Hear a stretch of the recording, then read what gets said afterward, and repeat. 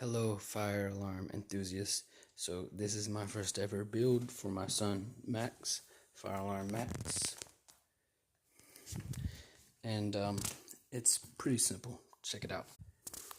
We have a BNG1 pool station. We have a horn strobe. The back box here has a 9-volt battery where we connect the wires in a complete circuit. It's actually pretty simple. So when we pull the pool station, well, the exit sign fell down. Pull the pool station, that happens.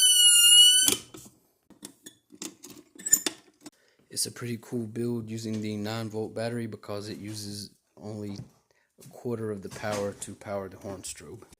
Otherwise, the horn strobe would be insanely loud and bright. Yeah.